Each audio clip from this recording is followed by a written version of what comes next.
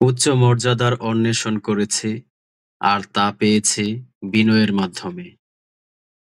গৌরব অর্জনের বাসনা ছিল, তা অর্জন করেছি দারিদ্রতার মাধ্যমে।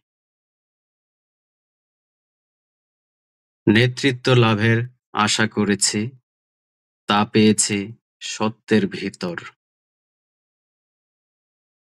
আভিজাত্যের ইচ্ছা ছিল, আল্লাহ ভীতির মাধ্যমে তা লাভ করেছি। মহত্বের সন্ধান করেছি, তা পেয়েছি তুষ্টির মাধ্যমে। নির্ভরতার সন্ধান করেছি, আর তা আল্লাহর উপর নির্ভরশীলতার মাধ্যমে পেয়েছি। আসসালামু আলাইকুম। আজকে আলোচনা করব আশিকে রাসূল হযরত ওয়াইস কর্ণী রহমাতুল্লাহ এর কিছু বাণী মোবারক সম্পর্কে। যে লোকের কাছে এ তিনটি জিনিস সবচেয়ে প্রিয়, দোজখ তার সবচেয়ে কাছে। ১. সবচেয়ে ভালো খাবার খাওয়া, সবচেয়ে ভালো কাপড় পরিধান করা এবং বড়লোকের সাথে চলাফেরা ও উঠা-বসা করা। মনকে সবসময় আল্লাহ তাআলার দিকে রাখবে, তাহলে শয়তান মনের মধ্যে স্থান পাবে না। যে ব্যক্তি আল্লাহ ও তার রাসূলকে চিনতে পেরেছে, তার কাছে দুনিয়ার কোনো কিছু গোপন নেই।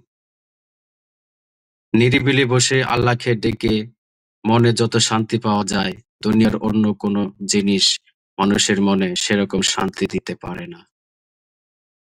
আল্লাহকে চিনতে ও জানতে হলে আল্লাহর পথে কঠোর সাধনা করতে হবে। প্রতিদিন সকালে বিছানা থেকে উঠে মনে করবে যে আজই আমার জীবনের শেষ দিন, তাহলে কোনো পাপ তোমাকে স্পর্শ করতে পারবে না। মানুষ শুধু তখনই আল্লাহর প্রিয় ও খাঁটি বান্দা হয়, যখন তার কাজ বা কথা আল্লাহর আদেশ এবং নিষেধের উল্টো না হয়।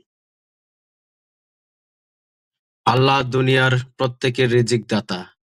তার প্রতি যার বিশ্বাস ও ভরসা নেই, সে কি করে আল্লাহর ভালোবাসা পাওয়ার আশা করে?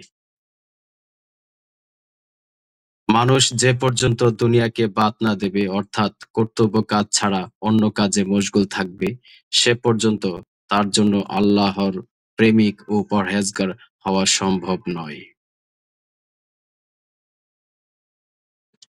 মনে রেখো যে দুনিয়ায় প্রতিদিন লক্ষ লক্ষ লোক মারা যাচ্ছে। তোমাকেও একদিন এ দুনিয়া থেকে বিদায় নিয়ে যেতে হবে। মৃত্যু অনিবার্য। একাত্মবাদের জ্ঞান কেবল তখনই লাভ করা যায়, যখন আল্লাহর চিন্তা ছাড়া অন্য সব চিন্তা মন থেকে দূরীভূত হয়। আল্লাহর দরবারে মনকে হাজির রাখা চাই, তাহলে শয়তান তার মধ্যে প্রবেশ করতে পারবে না।